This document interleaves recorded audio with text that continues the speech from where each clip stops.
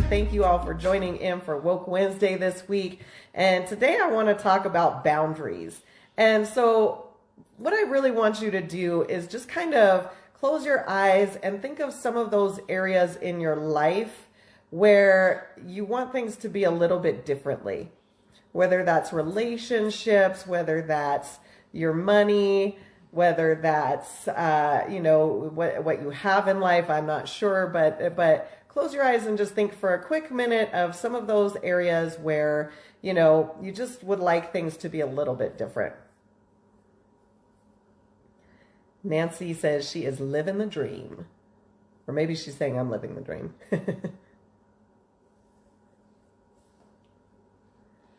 All right, so as you think about those things, sometimes what we really need is to start to enforce boundaries. And so, guys, when I have these talks with you, I have to first let you know, I am not having these talks with you because I've got it all figured out. These are areas of my life that I constantly am reminding myself of, and I figure, hey, they might help other people too. So just know that. Hi, Sue. Happy birthday, Sue. Happy birthday to you. All right. So with boundaries, one of the ways to kind of identify, if you maybe need to enforce some boundaries is if you're feeling resentment or uncomfortable with a situation, if you're feeling taken advantage of, if you're feeling disrespected. So those are some of the feelings that you might feel when it's a good sign that you need to enforce boundaries. So sometimes those boundaries are with the people in our lives, whether that's a significant other, whether that's our parents, maybe it's our children, it might be with our boss or our coworkers, it might be with our friends. But if you are, if you are feeling some of those feelings that I mentioned with any of these people in your life, it might be time to enforce boundaries, right? Sometimes the boundaries that we need to enforce are with our time. That can be a hard one, right? So with our time, if we're feeling like we're not getting enough done in the day, if we're not feeling like, or if we're feeling like we're not reaching our goals that we have, things like that, usually if we look at our time, we might not be spending our time the right way. So we might need to enforce boundaries on our time. I'm not saying you can't, scroll on your phone, but how long are you going to scroll on your phone before you put that down and get back to what's important to you? I'm not saying you can't watch TV, but again, same type of thing. How long are you going to watch TV that you're okay with? Hi, Jenny. So Nancy, parents, yes, I agree with that. So Nancy, I see you said time management, and I wouldn't necessarily call it time management. I just call it time focus, because here's the thing: we can't really manage time. Time comes and goes, whether we want it to or not, right? But we can focus what we spend our time on. So we might need to set boundaries with our time. We might need to set boundaries with our finances. Ooh, that one hurt. Hi, Cahilia. Set boundaries with our finances, right? We might notice that hey, I don't have the car that I want, but I'm constantly going and getting a $5 Starbucks every day, or whatever the case may be. By the way, I'm not a Starbucks person. I like Dutch Bros. So, but I definitely don't get them every day. That's a treat. How are we spending our money? If our goal is to pay off our debt, or if our goal is to add to our savings, but we're constantly spending money on things that are not important to us, that is, again, then I feel resentful maybe, and I need to start to set boundaries with those things. Sometimes the boundaries that we need to set are within ourselves, with our own feelings, right? So I've talked before, you guys have heard me talk before about the angel and the devil on your shoulders. And that angel on your shoulder is what you need to feed, but the devil on the shoulder is the one that seems to sometimes get in the way. And so that devil on your shoulder is telling you why you can't, that you won't, that you're unworthy, that you're not lovable, that, whatever the case may be that the devil is telling you, you need to set a boundary with that sucker too. And that's when you use that angel to set that boundary, right? You use that angel to say things like, no, I'm absolutely, lovable, and I'm a great person. I'm constantly striving to do my best. I'm constantly striving to help other people. Whatever the case may be, You need that angel. That's your boundary with your own feelings, right? Sometimes the boundary needs to be on our work or our career life. So not only can our boss and our coworkers, we might need to set boundaries with them. You hear this one a lot in offices where maybe if you're working on something and somebody will just come over to distract you or something along those lines, you need to set a boundary with that person. I'm working on something right now. I'll come talk to you when I can. But sometimes we allow just the stress from our career. We allow the mental drain from our career to get to us. And by the time we get home, we are so tired, we are so burnt out that we have nothing left to give our families. And again, as a reminder, our families are more important than our career, right? So you want to remember that and think about that. So you might need to set some boundaries on your career. I know we're very much in this culture of like, I constantly need to be doing for my career. I know in the workforce in general, right, that we see all these people who are constantly attached to their phone. We see people that are constantly working, even when they're off the clock.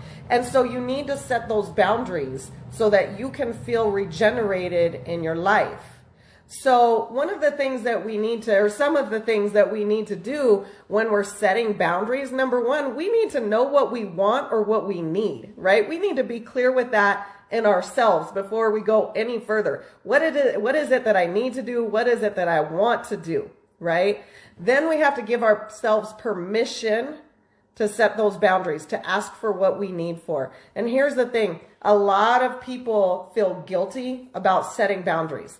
I've had to do this in my own life with family members, and I've felt guilty about it because I'm setting a boundary and saying, I'm not going to, spend my whole weekend talking to you on the phone, or I'm not going to get sucked into whatever drama you've got going on this time. And you guys saw, I posted yesterday that yesterday would have been my sister's 45th birthday. And that was one person that I had to set boundaries with because of her addiction, because of her mental health struggles. I had to set boundaries for myself and for Jordan. And that was really hard, guys. And I have to tell you that I can't say right now that there are times now that I don't go, oh man, I should have just gotten involved in whatever, help my sister as much as possible. But realistically, I know with my head and with my heart that wouldn't have done anything good for me or for my daughter, right? So setting boundaries can sometimes be hard. So we need to give ourselves permission to set boundaries. You have to be specific with your request. This is just like anything. You've probably heard this a lot before with prayer when you're setting your goals. You have to be as specific as possible, and that's just as important with boundaries. You need to be specific about what those boundaries are. I'm willing to do this. I'm not willing to do that, whatever that might be. All right? Ask without apologizing.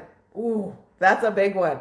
I had a friend tell me about a book that I ended up reading, I want to say maybe in the May, June timeframe. It was called Girl, Stop Apologizing. And I was like, just the title of it, I was like, that is me. I need to stop. And sometimes I'll catch myself too, I'm not going to lie, in the grocery store. Like, let's say just in the grocery store, I'm walking down the aisle or somebody else is walking down the aisle and one of us is in the other's way. And we'll say, oh, I'm sorry. But here's the thing, don't both of you have the right to be there? There's no need to apologize. You could just move out of the way, right? So same thing with setting your boundaries. Ask for what you need without apologizing. There's no reason to apologize for asking for what you need and what you want. You have to manage your expectations because the answer to your request for boundaries could be no. Right? So you have to manage your expectations. You have to go into it kind of understanding. The answer could be a yes, it could be a no, it could be somewhere in between.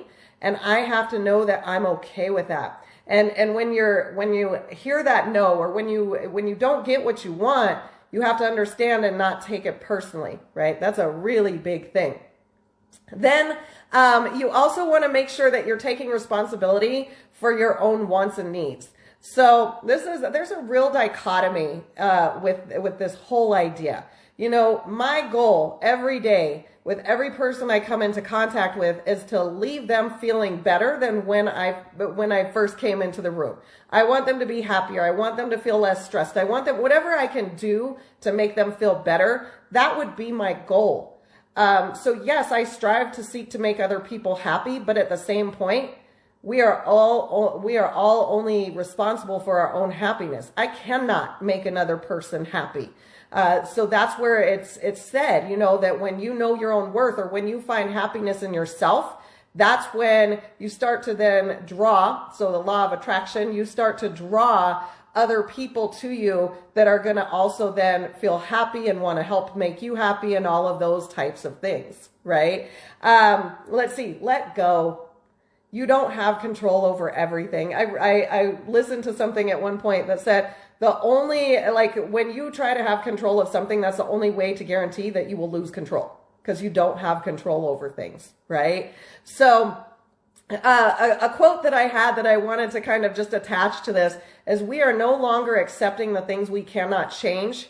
We are changing the things we can no longer accept. So if you are in a situation in your life, again, that might be with your relationships, that might be with your money, that might be with your feelings, your own feelings, that might be with your career, that might be with your time. If you are feeling like these things are unacceptable, guess who has the power to change them? You do. And all it means is you have to set boundaries. So I just want to tell you guys one last little kind of story or anecdote about this. Back when I was a victim advocate for domestic violence, every month all of the advocates, we would have to go meet with a counselor, and just to kind of debrief, because that's a very emotional job. That's a very stressful job. And we would have to go debrief with a counselor. And I remember talking to the counselor about something that was going on in my life. It didn't even have anything to do with work. And when I told her about it, she said, "Why are you stressed out about it?" And I was like, well, because someone has to stress out about it. That was literally my response. Like, what kind of question is that? Somebody has to stress out. And she looked at me and she told me, she said, "You are such a type A personality that if you do not learn to control this, you are going to put yourself in an early grave." And for those of you who don't know, I've been struggling with pretty high blood pressure. It's in an okay place right now. But for the last few months, I was struggling with a really high blood pressure. And it literally was at a couple of times when they took it was at a level where that could have been a stroke or a heart attack. I'm 45, right? There is no way I'm ready to leave. So and it hit me probably about a month after I found out that my blood pressure had been so high and was causing all of these issues. It hit me, and I remembered what the counselor said to me, and I was like, that's what she was talking about.